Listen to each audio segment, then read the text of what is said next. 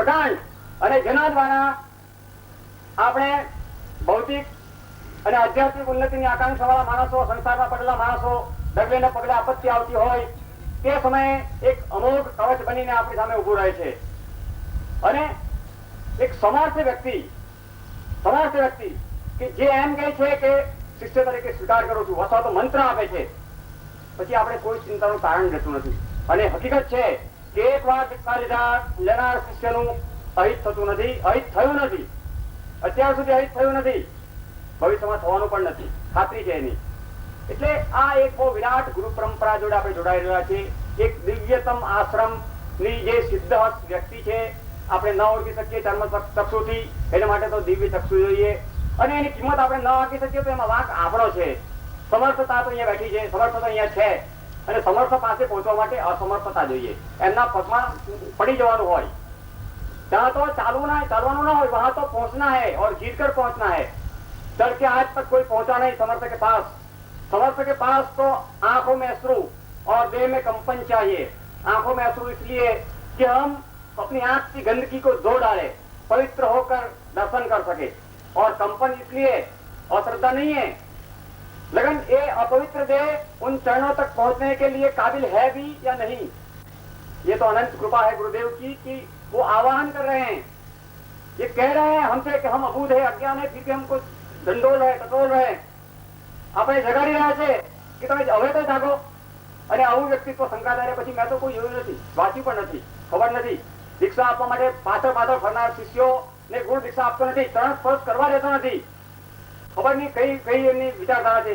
અહીંયા આગળ સમર્થ વ્યક્તિત્વ બેઠું છે, ચરણ સ્પર્શ કરવાની છૂટ છે, લઈ જાઓ તમારી જોડીમાં, તમારે જેટલું લઈ જાઓ એટલું લઈ જાઓ, તમારા તાકાત જોઈએ. આટલી સમર્થતા આટલું ગયા પછી પણ જો ન જાગનાર હોય તો એને કોણ જગાડી શકવાનું છે? જે માણસ છાણનો કીડો બનીને જીવવા માટે સર્જાયેલો હોય એને પુષ્પની સુગંધ કે સ્વર્ગનો આનંદ પ્રાપ્ત કોણ કરાવી શકવાનું છે? આ તો હૃદયની વેદના છે, વ્યથા છે. આપણા કરતા તો અનંતની વેદના વ્યથા એમની છે, પિતા છે, પરમ પિતા છે. અને પુત્રના દુઃખ માટે પિતાને દુઃખ થાય એટલું કોઈને દુઃખ ન થાય.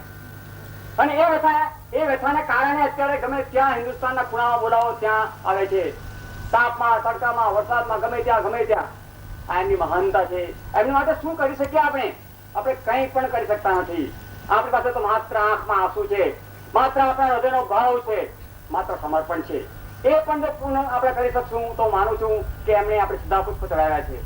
એમની આટલી બધી હૃદયપાઠ પછી પણ, એમની આટલી બધી 24 કલાકની કામગીરી છતાં પણ જો આપણે એવા ને એવા ઠૂઠ રહેવાના હોઈએ, આપણે કઈ જ ન કરવાના હોઈએ તો એનો અર્થ કોઈ નથી.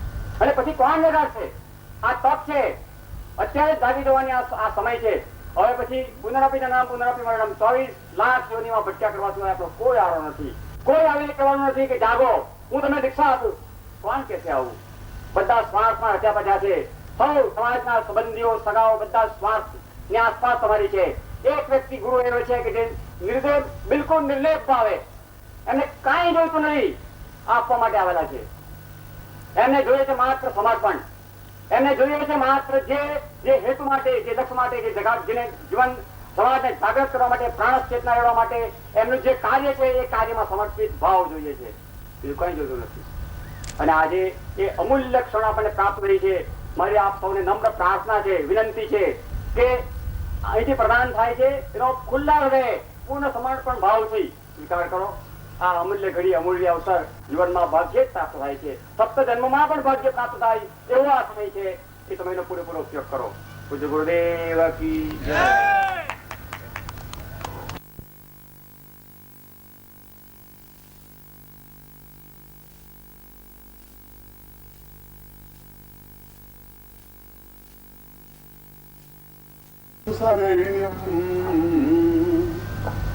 ज्ञानो वदाम्पि परिपूर्ण नित्यम् आतुर्यमाणमचलं भवतं सदीयम्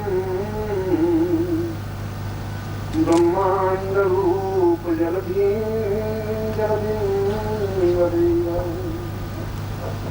कल भी मैंने अपना प्रवचन का प्रारंभ शंकराचार्य के श्लोक से किया था और आज भी उस सुनिष्ठ व्यक्ति शंकराचार्य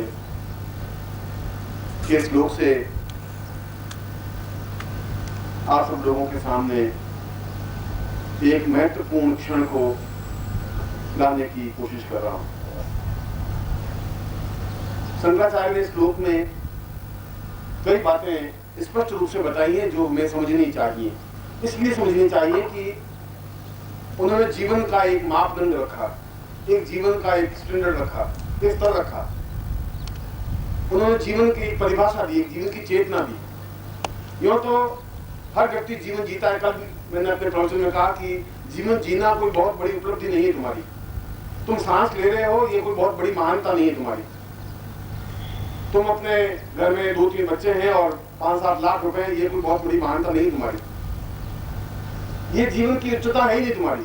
ऐसा तो करोड़ों व्यक्ति हैं जैसे तुम हो। जीवन की महानता इस बात में है कि तुम अपने जीवन को समझ सको, और नहीं समझ सके तो कोई तुम्हें समझाने के लिए कोई खड़ा नहीं है। किसी को इतनी अवसर भी नहीं है, किसी को इतना समय भी नहीं है कि तुम्हें समझाए एक एक को। कोई जरूरी नहीं है कि तुम्हें समझाए और तुम समझो। जब आज से 40,000 साल से ऋषि मुनि योगी सन्यासी तुम लोगों को समझाते समझाते थक गए और समाप्त हो गए। ईसा मसीह सूली पर टल गए, सुकरात ने जहर पी लिया और राम समाप्त हो गए, कृष्ण समाप्त हो गए, बुद्ध समाप्त हो गए, महावीर समाप्त हो गए। और उन सब ने एक ही कोशिश की कि तुम्हें समझाएं कि जीवन की पूर्णता, जीवन का उद्देश्य, जीवन का लक्ष्य, जीवन का सत्य क्या है। अगर तुम समझो ही नहीं तो मैं तो एक बहुत छोटा सा आदमी अभी नहीं समझा सकता। मेरे आने के बाद में कोई पीढ़ियां होगी वो भी नहीं समझा सकेगी। और यदि समझ गए तो एक क्षण में आगे समझ जाएगा, फिर उसको कोई समय नहीं लगता। समझने के लिए पूरा जीवन नहीं चाहिए, समझने के लिए क्षण चाहिए। एक ऐसा क्षण की या तो इस पूरे जीवन को चैलेंज के रूप में उठा लेना है या फिर जीवन को घिसटते हुए बिता देना है। और अधिकांश कायक व्यक्ति जीवन को घिसटते हुए बिता देते हैं। चुनौती का भाव उनके जीवन में नहीं होता, चैलेंज नहीं होता। और जो चैलेंज नहीं ले सकते वो मनुष्य नहीं बन सकते। मनुष्यता के लिए सबसे पहली सीढ़ी शंकराचार्य ने यह कहा कि चैलेंज हो, एक अपने आप को फना कर देने की, अपने आप को बलिदान करने की, अपने आप को उछाल देने की क्रिया हो। इसलिए उन्होंने इस श्लोक में उन्होंने ये बताया कि जीवन तुम्हें मिला है, यह तुम्हारे प्रयत्नों से नहीं मिल पाया। यह जीवन तो तुम्हारा पितृ ऋण है। पिता ने तुम्हें जीवन दिया और जीवन देने के बाद में उन पिता ने अपने जीवन का कोई कष्ट तो तुम्हारे प्रति नहीं समझा। एक बनिया अगर तुम्हारे पिता थे तो तुम्हें तराजू लेकर के कैसे तोड़ना है ये सिखाया। अगर तुम्हारे पिता ने 4 से बच्चे पैदा किए तो सिखा दिया कि ये शादी कर ले बेटे और 4 से बच्चे पैदा कर ले। तुम्हें जीवन का कोई क्रम नहीं समझा सके, उनके पास जीवन का क्रम है ही नहीं। इसलिए शंकराचार्य कह रहे हैं कि जीवन का क्रम समझने के लिए जिस प्रकार समुद्र के पास उत्ताल लहरें होती हैं, उत्तुंग लहरें होती हैं, एक विशालता होती है जिसका कोई अंत नहीं है। यहां से हम नजर डालें तो समुद्र का कोई अंत दिखाई नहीं देता।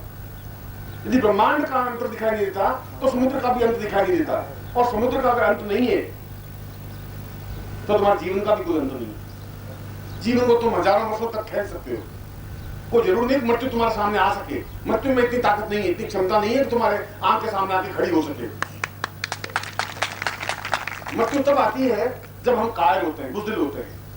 जब हम भागते हैं तो हमारे पीछे कुत्ते बहुत ज्यादा भागेंगे। यदि हम डरेंगे तो मौत हमें और ज्यादा डराएगी।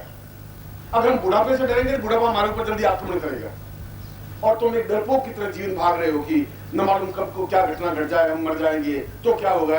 और जीवन को यदि हमने चैलेंज के रूप में उठा लिया, यदि हमने ये साधना जीवन बना दिया तो बच्चों का क्या हो जाएगा, बीवी क्या हो जाएगा, पत्नी का क्या हो जाएगा। और जीवन का ये भय तुम्हें एक सामान्य जीवन जीने के लिए मजबूर कर देता है।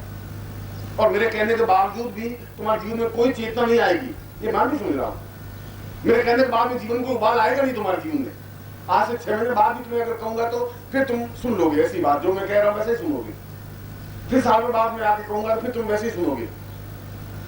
जिस व्यक्ति में एकदम से अपने आप को बदल देने की क्रिया नहीं होती, जिस व्यक्ति में अपने आप में फना होने की क्रिया, जिसमें चैलेंज नहीं होता, जो अपने आप को उत्सर्ग करने की क्रिया नहीं जानता, वह जीवन में कुछ कर भी नहीं सकता। और जीवन में कुछ करने का मतलब है कि जीवन को समझना। जीवन में कुछ करने का मतलब, कल भी प्रवचन में मैंने कहा कि हम जीवन के अंदर की वृत्तियों को जागृत करें। इसलिए जागृत करें कि हमने क्यों जीवन लिया, जन्म क्यों लिया, प्रभु ने हमें क्यों पैदा किया, क्या उद्देश्य था, क्या हेतु था, क्रम क्या था, हमारे जीवन में दुख क्या है, क्यों है, सुख क्यों है, क्यों नहीं मिल रहा है, हमारे जीवन में अभाव क्यों है, परेशानियां क्या है, अगर ईश्वर है तो कैसा है, अगर ब्रह्म का स्वरूप है तो क्या है। हम भारतवर्ष में पैदा हुए हैं और हमारे सामने हजारों बार ब्रह्म का एक चिंतन, एक शब्द दिया है, तो कैसा है ब्रह्म। यदि हम इन प्रश्नों के उत्तर ढूंढने की कोशिश नहीं करेंगे तो तुम ढूंढ भी नहीं पाओगे। अगर तुम्हारा प्रयत्न नहीं होगा तो नहीं ढूंढ पाओगे, और तुम नहीं ढूंढ पाओगे तुम्हारे आने वाली संतान भी नहीं ढूंढ पाएगी। तुम अपने संतान को कुछ नहीं दे पाओगे, कुछ देने के लिए क्रिया है ही नहीं। तुम ज्यादा से उनको मैट्रिक करवा दोगे, बीए करवा दोगे, उनकी शादी कर दोगे, उनको थोड़ा 2-4 लाख रुपए दोगे और शमशान में जाकर सो जाओगे खत्म होकर के। इसके अलावा तुम्हारे जीवन की कोई परिणति, कोई जीवन का उद्देश्य है ही नहीं। तुम्हारा धीरे धीरे रास्ता उस शमशान की ओर जाने वाला ही रास्ता है। मगर उस रास्ते पर उस श्लोक में ही बताया कि इस पूरे रास्ते में जहां तुम चल रहे हो उसमें कोई एक क्षण आता है जहां क्षण रुक करके सोच सकते हैं, जहां सोच सकते हैं कि हम अगर हैं तो हमारे जीवन का मकसद क्या है। जीवन में किसी क्षण कोई गुरु मिल जाए, कोई जरूर नहीं जीवन में गुरु मिले, ऐसा कोई जरूर नहीं। तुम्हारे जीवन के 40 साल बीत गए, तुम्हारे पास आया ही नहीं था, मिले ही नहीं। 45 साल में पहली बार मिलना हुआ और बात हुई, और वापस चले जाएंगे 10 साल बाद, मिलना होगा नहीं होगा। तो जीवन के पूरे लंबे सफर में कोई एक क्षण मिल जाए और अगर हम पास में से निकल जाएं तो निकल जाएंगे, तुम्हें कोई हाथ नहीं पकड़ेगा। और यदि हम उस क्षण को पकड़ लेते हैं, यदि उस क्षण को जीवित जागृत कर लेते हैं, चैतन्य कर लेते हैं, यदि जीवन में एक चेतना आ जाती है, अगर जीवन में एक फना होने की क्रिया बन जाती है, उबाल आ जाता है, अगर जीवन में एक अपने आप में पूर्ण वृत्ति जागृत हो जाती है, सही अर्थों में शिष्य बनने की क्रिया प्रारंभ हो जाती है, दीक्षा लेने की एक भावना पैदा हो जाती है, तो तुम जीवन को समझने की क्रिया भी सीख लोगे। और जहां जीवन है वहां मृत्यु नहीं बन सकती। मृत्यु और जीवन दोनों एक साथ चल ही नहीं सकते। मृत्यु तब आती है जब तुम्हारा जीवन समाप्त हो जाता है और तुम्हारा जीवन है ही नहीं। इसलिए जीवन नहीं है, तुम्हारे जीवन में कोई चेतना नहीं है, मुर्दे में भी कोई चेतना नहीं होती। शंकराचार्य ऐसे लोगों को जीवित मुर्दा कहते हैं कि ऐसा मुर्दे तो हैं जो जीवित हैं, चलते हैं, फिरते हैं। ओम परम तत्वाय नारायणाय गुरुभ्यो नमः।